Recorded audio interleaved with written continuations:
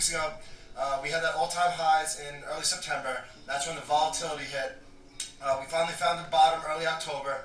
We got that big move upward, and then last week we had that controlled pull-in where we had a pivot that we were waiting on, and we smoked this move. It led to this 3-4 day move higher in the SPY and in the Qs. The NASDAQ looks great, tech looks great, financials look really good. But so now it becomes kind of wait and see time. I'm not dying to put on risk at this moment after this 4 day move. We had a great opportunity 4 days ago, 3 days ago, whatever it was, and it seems like everyone did really, really well with it.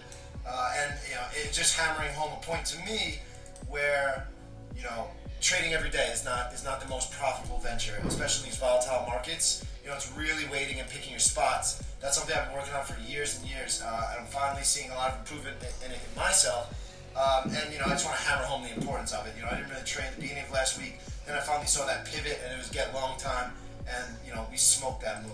So we got earnings season coming up. There's not going to be a ton of setups until we get these earnings out, and I don't really want to chase this market up here. Maybe if we get a pullback, I'll look to add some more stuff. But right now, I'm just kind of waiting on these earnings and things of that nature. What are you thinking of that, Big Ben? Yeah, so again, going off what you said, we've been focused on this range of market we've been in, with 425 being support, 454 being resistance. And, even for the Apple chat, 2 weeks ago it was, very quiet. You can almost hear a church mouse, at 9:30 in the morning. And as the market has broke out the last couple of days, it's, we've had a lot more members talking, which of course is good. But we want to be aware of those things as we start to get near resistance. When everything looks perfect and, there's a ton of positive news around, but we're testing the prior all-time high, it's typically met resistance. We don't want to be aware of that. And like you mentioned, it's just easier to hold the position that we've been in, but it's hard to kind of initiate positions when we're, 2% off all-time highs. We've been talking a lot lately about the mid and small caps that have been flagging for the better part of the year. We saw the mid caps get closer to retesting that prior all-time high, but it's going to more likely still need some time before it's going to really be able to break out. It's still just too wide of a range.